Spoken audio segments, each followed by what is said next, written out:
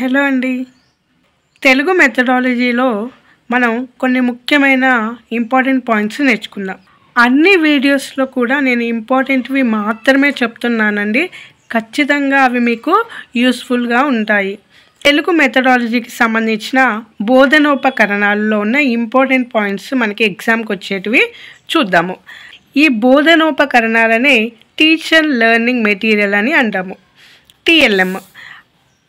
దీన్ని interactive learning material అని కూడా పిలుస్తారు.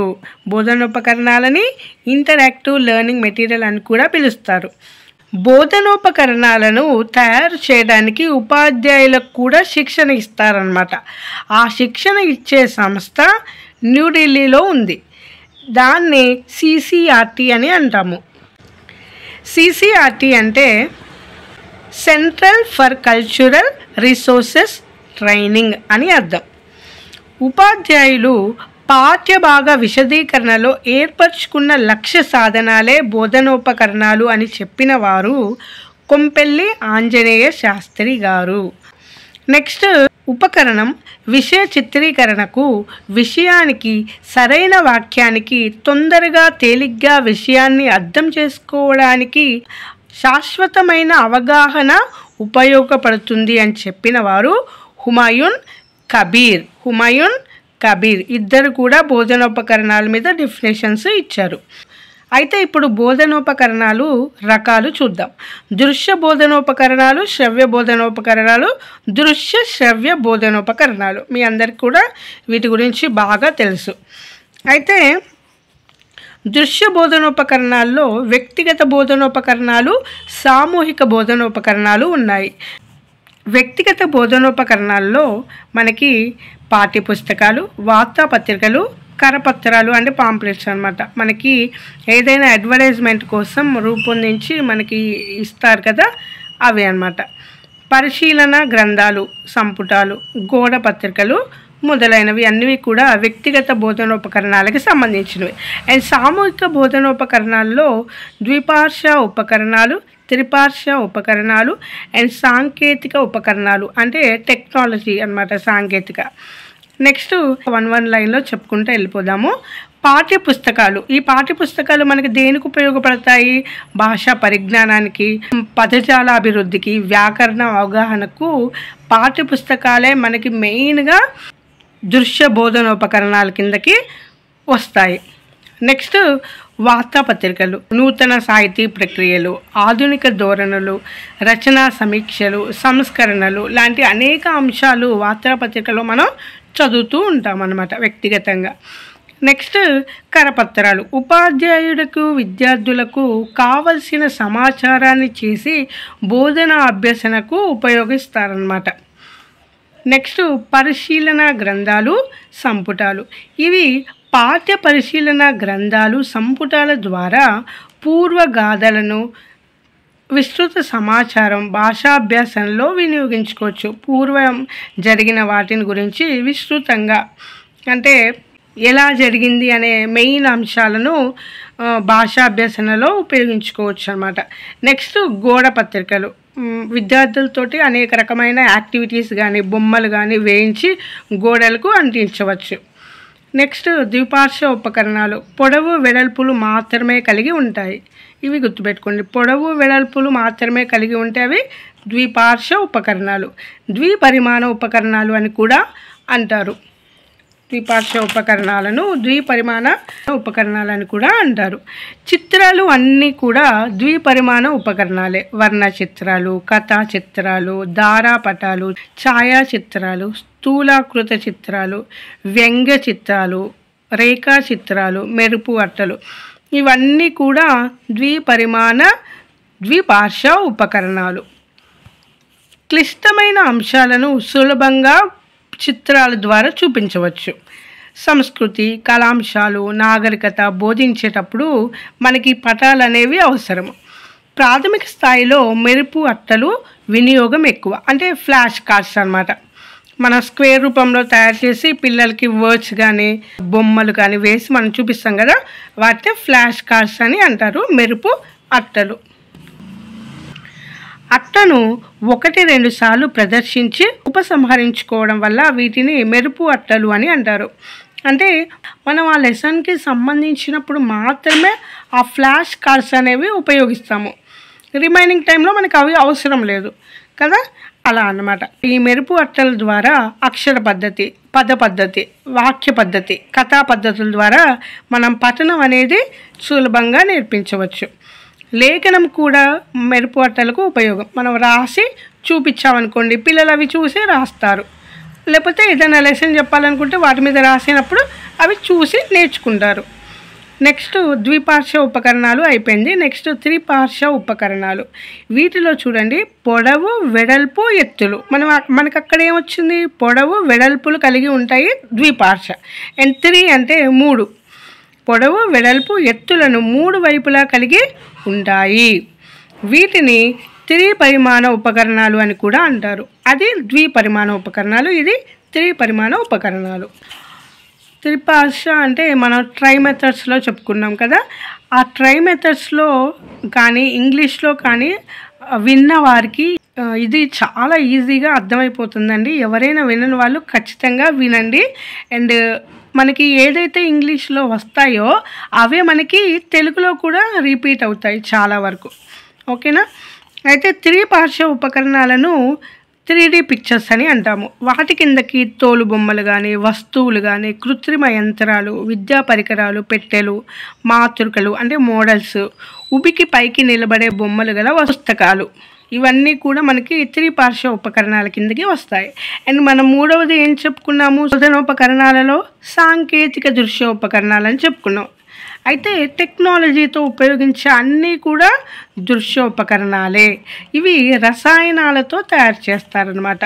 ఏమేంటి అంటే బల్లలు, బోర్డులు, ప్రొజెక్టర్లు, ఇవన్నీ కూడా ఏంటి, సాంకేతిక దృశ్య ఉపకరణాలు.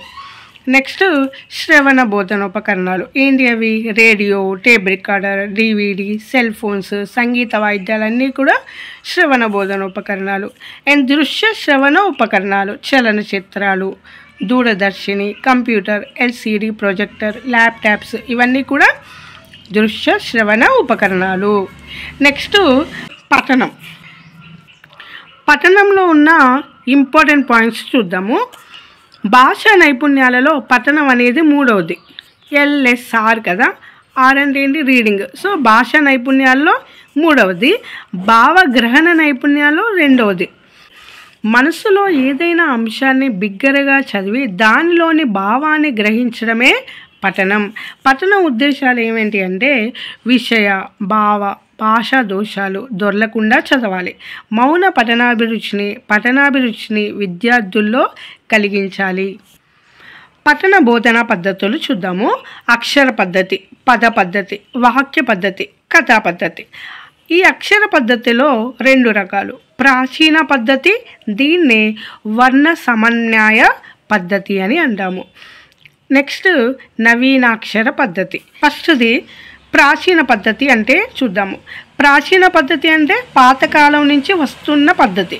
ఏంటి, ఫస్ట్ అక్షరాలు, తర్వాత పదాలు, తర్వాత వాక్యాలతో మనం కొనసాగే తార్కికమైన పద్ధతి అన్నమాట. ప్రాచీన పద్ధతిలో అక్షరాభ్యాసంతో భాషా శిక్షణ ప్రారంభమవుతుంది. మనమందరం కూడా అక్షరాభ్యాసం చేశాకే భాషా శిక్షణ అనేది ప్రారంభమైంది. ఈ పద్ధతిలో పోలిక లేని అక్షరాల వరుస క్రమం గుర్తించడం కోసం విద్యార్థులకు కష్టమైన పని. ఈ పద్ధతికి సమయం ఎక్కువ.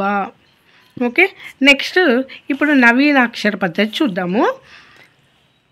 ఈ నవీనాక్షర పద్ధతిలో వర్ణమాలలో తరచుగా రాని అక్షరాలను, అంటే రిపీటెడ్గా రాకుండా ఉన్న వాటిని తీసివేసి మిగిలిన వాటిని నేర్పిస్తారనమాట. తీసివేసినవి ఉన్నాయి కదా, అవి ఏం చేస్తారంటే పై తరగతుల్లో నేర్పిస్తారు. ఓకేనా, దాన్నే నవీనాక్షర పద్ధతి అంటారు. ఫర్ ఎగ్జాంపుల్ ఆ ఊ అంటే రిపీటెడ్గా వచ్చే వాటిని ఇక్కడ నేర్పిస్తారు. రిపీటెడ్గా రానివి పై తరగతుల్లో నేర్పిస్తారనమాట. నెక్స్ట్ మనం ఇక్కడ అక్షర పద్ధతి తర్వాత ఏం చెప్పుకున్నాం, పద పద్ధతి. దాంట్లోవి చూద్దాము. పద పద్ధతి అంటే ఏంటి? పదాల ద్వారా నేర్పించడమే పద పద్ధతి. నెక్స్ట్ ఇక్కడ మెరుపు అట్టల గురించి చూద్దాము. ఈ మెరుపు అట్టలు 3 రకాలుగా ఉంటాయి. అందులో ఫస్ట్ వన్ గుర్తింపు అట్టలు.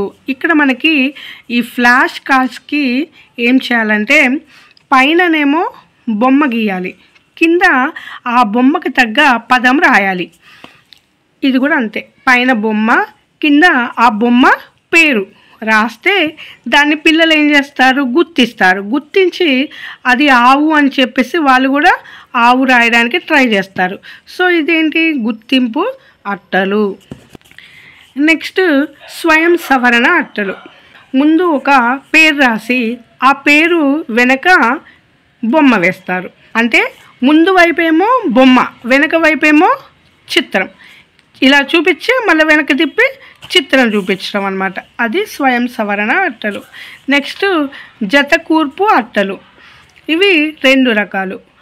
ఫస్ట్ ఏంటంటే ఒకవైపు ఏమో బొమ్మ, రెండో వైపు ఖాళీగా ఉంచాలి. అంటే స్టూడెంట్ అనేవాడు ఫిల్ చేయాలన్నమాట. నెక్స్ట్ ఏంటి? ఒకవైపు పేరు, రెండో వైపు ఖాళీ.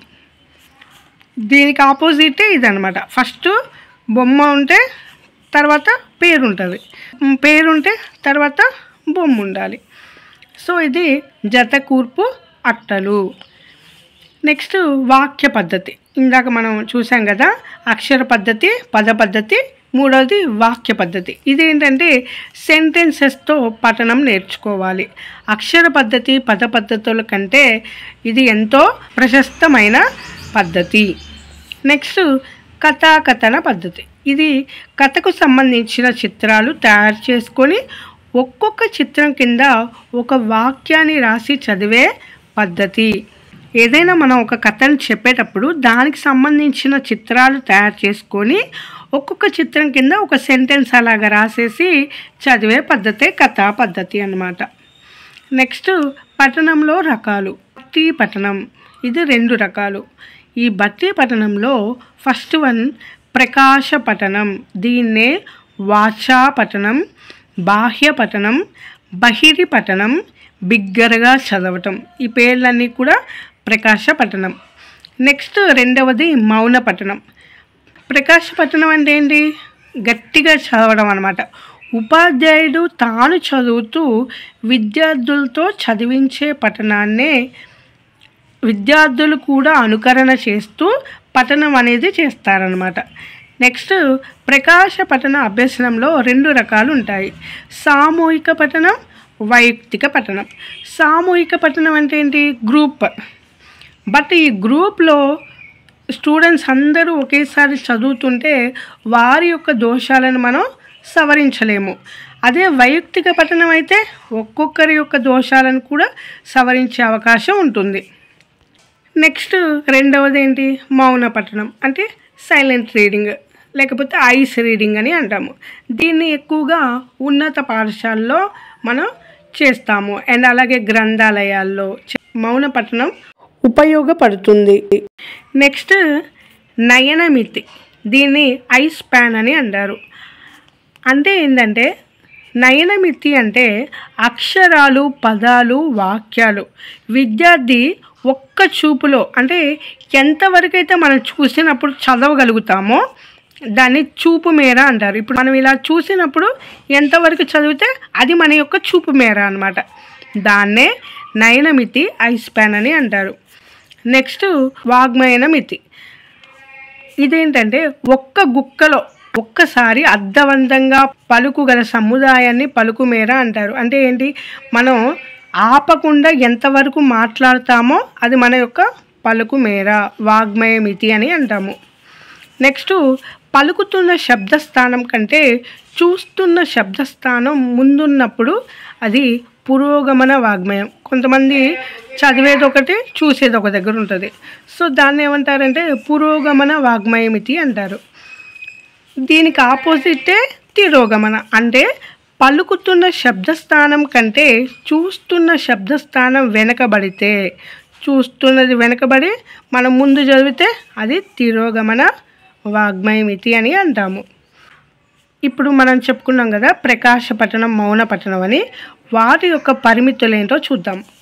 ఈ మౌన పఠనాన్నే గంభీర పఠనం, నిశ్శబ్ద పఠనం, అంతర పఠనం, నిగూఢ పఠనం అనే పేర్లు కూడా ఉన్నాయి. గంభీర పఠనం, నిశ్శబ్ద పఠనం, అంతర పఠనం, నిగూఢ పఠనం మౌన పఠనానికి పేర్లు. వీటి యొక్క పరిమితులు: ప్రకాశ పఠనానికి వాగేంద్రియాలకు శ్రమ, అలసిపోతాం, ఎక్కువసేపు పఠనం చేయలేము, అధిక సమయం అవసరం. గ్రంథాలయాలలో ఇది చేయలేము. పరిసరాలలో ఉన్నవారికి మనం గట్టిగా చదవడం వల్ల ఇబ్బంది కలుగుతుంది. అండ్ నత్తి ఉన్నవారు పఠనం చేయడం కష్టం. మౌన పఠనంలో చూద్దాం. ఉచ్చారణ దోషాలు, శబ్ద దోషాలు తెలుసుకోలేము. లయబద్ధంగా చదివి ఆనందానుభూతిని పొందలేము. శ్రోతలకు వినిపించే అవకాశం ఉండదు. మనస్సులో వేరే ఆలోచనలు వచ్చే అవకాశం ఉంటుంది. నెక్స్ట్ క్షుణ్ణ పఠనం అంటే ప్రతి అంశాన్ని సవివరంగా చదవడం, ప్రతి ఒక్క పదము, ప్రతి ఒక్క వాక్యాన్ని అర్థం చేసుకొని చదవడమే క్షుణ్ణ పఠనం అన్నమాట. ఇక్కడ ఒక డెఫినేషన్ ఉంది. కాసట బీసటగా వివిధ విషయాలను చదవడం కంటే విషయం ఒక్కటి అయినా కూడా క్షుణ్ణంగా చదవడం మేలు అని చెప్పిన వారు నాష్ అన్నమాట. నాష్. ఇంకొక డెఫినేషన్: కొన్ని పుస్తకాలు రుచి చూసేవి గాను, మరికొన్ని మింగివేసే విధంగాను, ఇంకొన్ని నమిలి జీర్ణం చేసుకునే విధంగాను ఉంటాయి అని చెప్పింది బేకన్. ఎవరు? బేకన్. నెక్స్ట్ క్షుణ్ణ పఠనం ప్రయోజనాలు. దీనివలన మనకి లోతైన జ్ఞానం అనేది వస్తుంది. అండ్ గద్య బోధనలో పాఠ్యాంశంలోని ప్రతి పదం సొంత వాక్య ప్రయోగం చేయగల సామర్థ్యం అనేది వస్తుంది. నెక్స్ట్ విస్తార పఠనం. ఇదేంటంటే తక్కువ కాలంలో ఎక్కువ పఠనాన్ని సాగించడం. అంటే ఫన్ కోసం, ఎవరిదైనా జీవిత చరిత్ర, ఇలాంటివి మన ఇంట్రెస్ట్ అయినవి చదువుకోవడం అనమాట. అంటే తక్కువ కాలంలో ఎక్కువ పఠనాన్ని సాగించడాన్ని విస్తార పఠనం అంటారు. లేదా శబ్దార్థాలను స్థూలంగా గ్రహిస్తూ పఠించే విధానం అంటారు. లేదా విద్యార్థి వాచకేతర పుస్తకాలను విస్తారంగా చదవడాన్నే విస్తార పఠనం అని అంటాము. ఎగ్జాంపుల్స్: ఉపవాచకం, గ్రంథాలయాల్లోని పుస్తకాలు, వార్తాపత్రికలు, కథలు ఎక్సెట్రా. ఈ విస్తార పఠనానికి మౌన పఠనం ఉపయోగపడుతుంది. అంతే కదా, గ్రంథాలయాల్లో విస్తారంగా చదివితే అది మౌన పఠనమే అవుతుంది. విస్తార పఠనానికి పెంపొందించే మార్గాలు: పాఠశాల పత్రిక, సార్వత్రిక సంఘాలు. ఈ సార్వత్రిక సంఘాలలో వ్యక్తిత్వ పోటీలు, చర్చలు, ప్రసంగాలు. నెక్స్ట్ పుస్తక ప్రదర్శనలు, గ్రంథాలయాలు, వివిధ పత్రికలు, ఉపవాచకాలు, ఇవన్నీ కూడా విస్తార పఠనాన్ని పెంపొందించే మార్గాలు. విస్తార పఠనం వలన ప్రయోజనాలు: జ్ఞానార్జన పెరుగును, వినోదంతో పాటు విజ్ఞానం కలుగును, విరామ సమయం సద్వినియోగం చేసుకోవచ్చు. నెక్స్ట్ పఠనం తర్వాత లేఖనం. దీన్నే లిపి, రాత అని కూడా అంటాము. భాషా నైపుణ్యాల్లో లేఖనం అనేది లాస్ట్ది అనమాట. LSRW లేఖనం అనేది లాస్ట్. లేఖనం అనే పదం లిప్ అనే ధాతువు నుంచి వచ్చింది. లేఖనం అనేది లిక్ అనే ధాతువు నుండి వచ్చాయి. లిప్ అంటే పూయుట, లిక్ అంటే చెక్కుట, గీకుట అని అర్థం. పారశిక భాషలోని లిపి అనే పదం సంస్కృత పదమైన లిపి అనే పదం నుండి ఏర్పడింది అని చెప్పిన వారు బర్నెల్. ఇంకొక డెఫినేషన్: సంస్కృత శబ్దమైన లిపి నుంచే పారశిక శబ్దమైన లిపి ఏర్పడిందని వాదించిన పారశిక భాషా పండితులు కోసోవిచ్, స్పైగల్. దీనికి ఆపోజిటే ఇదని చెప్పిన వారు కోసోవిచ్, స్పైగల్ అనే అతను. లేఖనం వలన ప్రయోజనాలు: అక్షర జ్ఞానం కలుగుతుంది, పఠనాసక్తి పెరుగుతుంది, స్వీయ రచన చేసుకోవచ్చు, శబ్ద స్వరూపం చక్కగా గ్రహించుట వీలు పడుతుంది. ఈ క్రింది 3 ప్రక్రియల వల్ల లేఖన నైపుణ్యాన్ని పెంపొందించవచ్చు. అందులో మొదటిది దృష్ట లేఖనం. దీన్నే చూచిరాత అని అంటాము. అంటే విద్యార్థి రాసే అంశాలు తనలో తాను తలుచుకుంటూ చూసి రాస్తాడనమాట. Next copy writing. దీన్నే కాపీ, వరవడి, మేలుబంతి పంక్తి రచన అని కూడా అంటారు. కాపీ, వరవడి, మేలుబంతి, పంక్తి రచన కాపీ రైటింగ్ అని అంటారు. ఇందులో ఉపాధ్యాయుడు అందంగా రాసిన వాక్యాన్ని చూసి తాను కూడా కింద పంక్తుల్లో అంటే లైన్స్లో రాయడాన్నే కాపీ రైటింగ్ అని అంటాము. నెక్స్ట్ లేఖనం ఎలా ఇంప్రూవ్ అవుతుందంటే ఉక్త లేఖనం డిక్టేషన్ చెప్పడం వల్ల వారి యొక్క దోషాలను మనం సవరించవచ్చు. నెక్స్ట్ మంచి రైటింగ్ ఉండడానికి లక్షణాలు ఏంటి? దస్తూరి అంటే రైటింగ్ ఏమేంటి అంటే స్పష్టత, వేగం, సమత, రీతి, భంగిమ ఇవి ఉండవలసిన లక్ష్యాలు. అందులో స్పష్టత అంటే అక్షరాలను అందంగా స్పష్టంగా రాయడం అన్నమాట. నెక్స్ట్ వేగం, లేఖనంలో వేగం ఎంతో ప్రాధాన్యత ఉంటుంది. నిమిషానికి 20-30 పదాలు రాసే విధంగా ఉపాధ్యాయుడు శ్రద్ధ వహించాలి. నెక్స్ట్ సమత, అక్షరాలు సమాన పరిమాణంలో రాయాలి, ఈక్వల్గా అన్నీ రాయాలి. రీతి, ముత్యాల్లాగా అంటే విరామ చిహ్నాలు పాటిస్తూ పూసగుచ్చినట్లు రాస్తే దాన్నే రీతి అని అంటాము. నెక్స్ట్ భంగిమ, విద్యార్థి కూర్చునే విధానం రాతను ప్రభావితం చేస్తుంది. వెన్నెముక వంచకుండా చక్కగా కూర్చొని బల్లపై చేతులుంచి కుడి చేయి భుజం రాసే వరుసగా లంబంగా ఉండాలి. మణికట్టు 42 యాంగిల్లో వంగి పెన్నుని కుడి బొటన వేలుడు చూపుడు వేలుడు మధ్య ఉంచి రాయాలన్నమాట. ఇప్పటి వరకు మనం బోధనోపకరణాలు లేఖనానికి, పఠనానికి ఏ విధంగా ఉపయోగపడతాయి అనేవి నేర్చుకున్నాం. నెక్స్ట్ క్లాస్లో భాషా నైపుణ్యాలకు సంబంధించినవి నేర్చుకుందాం. ఈ వీడియో కనుక నచ్చితే అందరూ కూడా లైక్ చేయండి, సబ్స్క్రైబ్ చేయండి అండ్ మీ యొక్క అభిప్రాయాలను నాకు కామెంట్ రూపంలో తెలియచేయండి. Thanks for watching.